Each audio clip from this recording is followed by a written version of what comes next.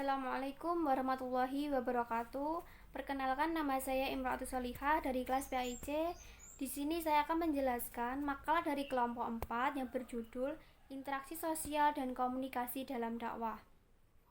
Poin yang pertama yaitu pengertian interaksi sosial. Interaksi sosial adalah suatu fondasi dari suatu hubungan yang mana di dalamnya berkaitan dengan suatu tindakan yang berdasarkan norma dan nilai sosial itu sendiri yang sudah berlaku sejak dulu dan sudah ditetapkan dalam masyarakat tersebut. Menurut Surjono Sukanto, interaksi sosial adalah dalam proses sosial mengenai cara-cara berhubungan yang bisa dilihat jika individu dan kelompok-kelompok sosial itu harus saling bertemu dan menentukan sistem dan hubungan sosialnya. Poin yang kedua yaitu interaksi sosial dalam dakwah. Yang pertama, kemungkinan timbulnya interaksi sosial. Di dalam proses dakwah, interaksi dapat terjadi adanya dai dan mat'u, sehingga ketertarikan dan sikap positif dari masyarakat tersebut terhadap dai dan mat'u dapat diuraikan dari beberapa faktor-faktornya. Yang pertama yaitu ketertarikan antara mat'u terhadap dai yang memiliki daya pesona dari dai. Yang kedua, ketertarikan antara mat'u terhadap dai di mana masyarakat tersebut sedang membutuhkan kehadiran figur seorang dai. Yang ketiga, hubungan batin itu bisa jadi karena pada dasarnya masyarakat tersebut sedang merindukan hadirnya dari seorang pemimpin spiritual. Yang keempat, sikap positif dan kesukaan atau ketertarikan orang itu kepada seorang dai karena adanya kesamaan karakteristik personal, kesamaan tekanan psikologis, dan rendahnya harga diri.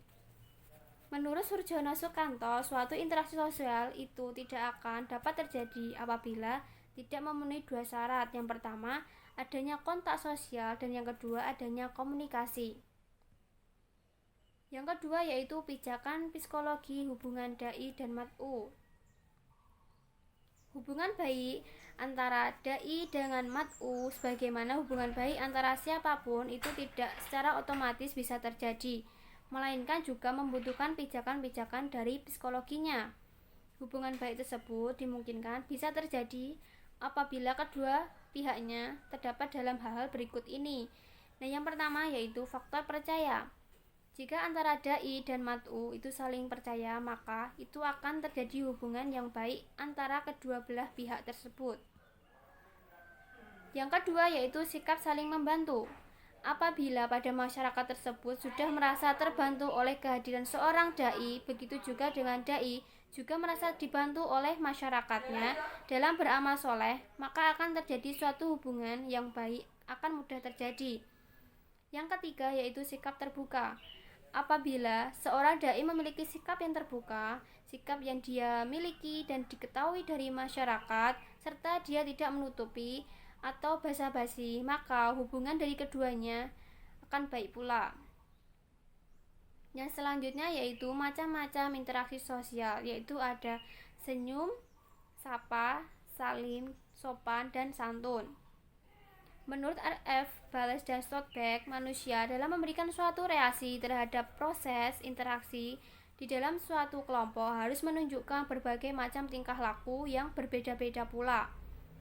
Perbedaan reaksi tersebut dapat dikategorikan menjadi 4 macam. Yang pertama, tindakan integratif ekspresif. Yang kedua, tindakan yang relevan dengan tugas instrumentalnya.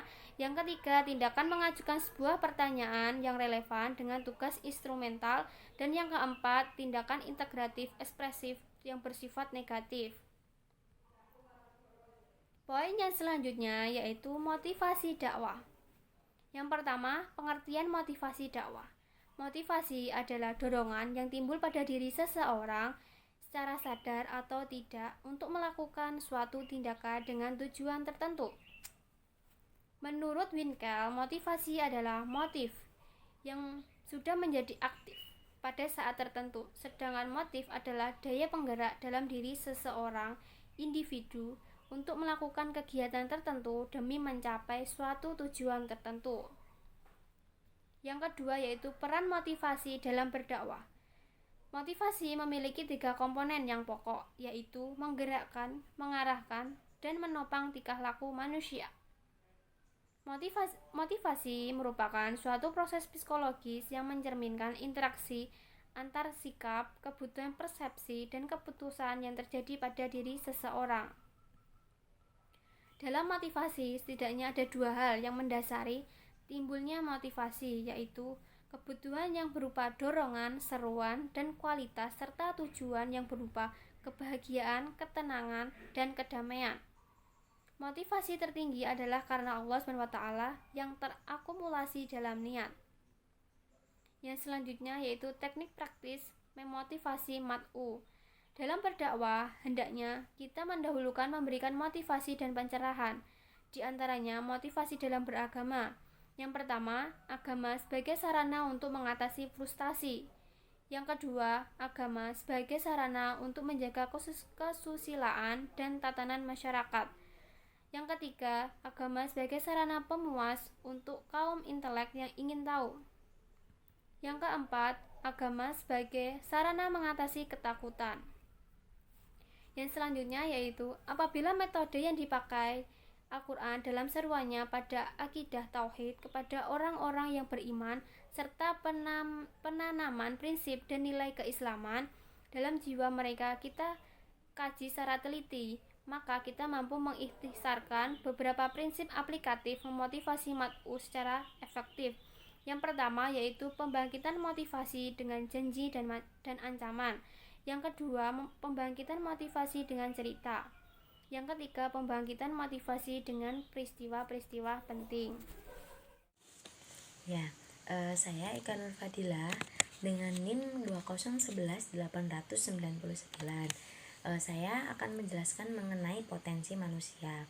Potensi dasar manusia sebagai ciptaan Allah Subhanahu wa taala yang paling tinggi dan sempurna di antara makhluk lainnya ialah keberadaan sang akal menjadi bagian terpenting dari sebuah sistem yang dirancang oleh sang Kholik untuk memimpin di dunia ini.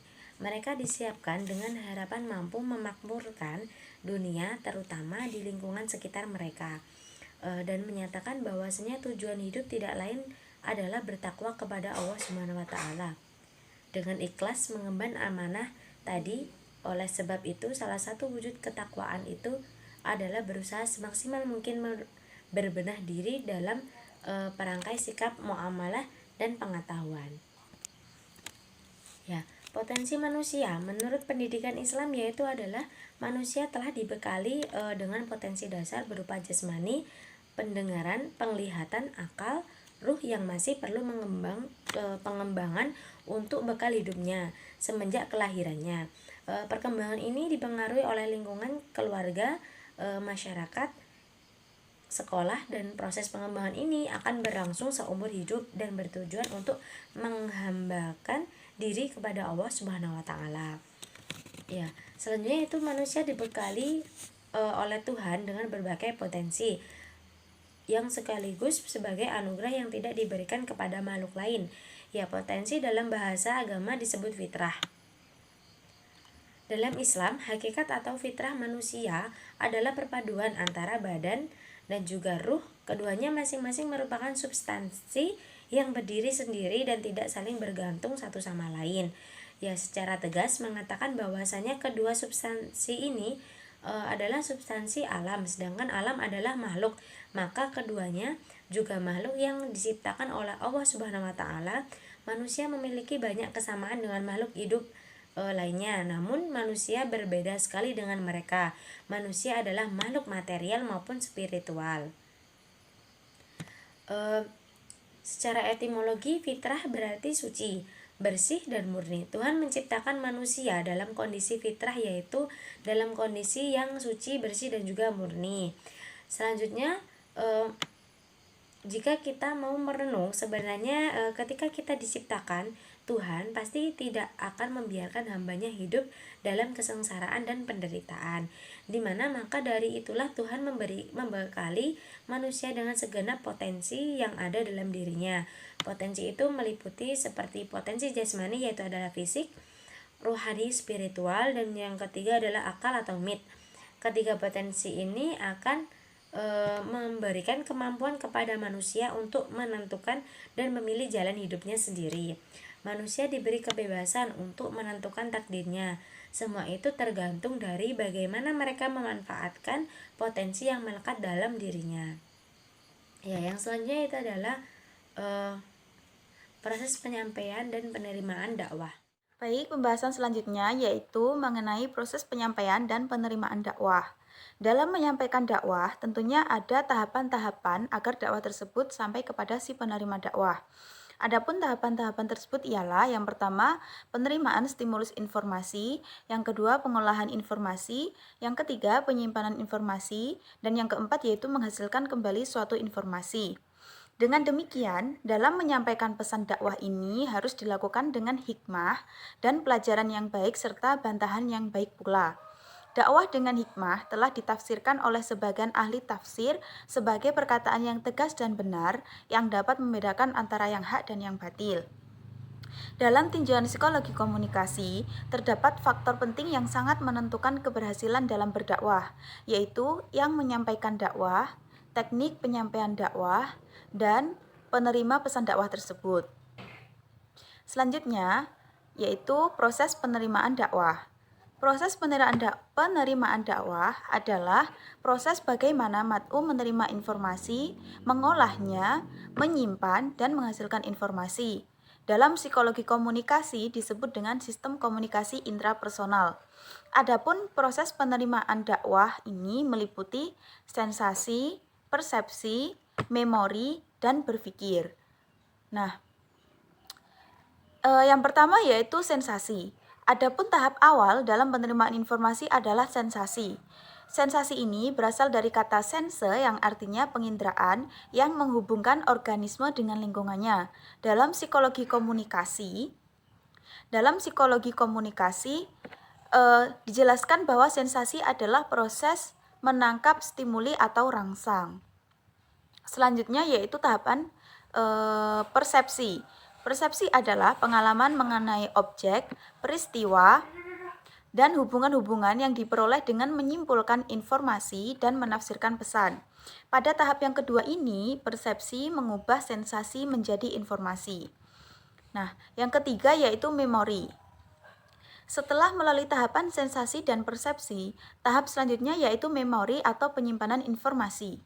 Manusia diberi kelebihan ingatan yang luar biasa, sehingga apa yang ditangkap panca indera atau sensasi kemudian diubah menjadi informasi atau persepsi, kemudian disimpan dalam memori atau ingatan. Selanjutnya yaitu berpikir. Tahapan terakhir dalam penerimaan dakwah ialah berpikir. Pada tahapan berpikir ini, manusia melibatkan penggunaan konsep dan lambang sebagai pengganti objek dan peristiwa. Pada tahap ini, manusia menggunakan tiga tahap sebelumnya, yaitu sensasi, persepsi, dan memori sekaligus.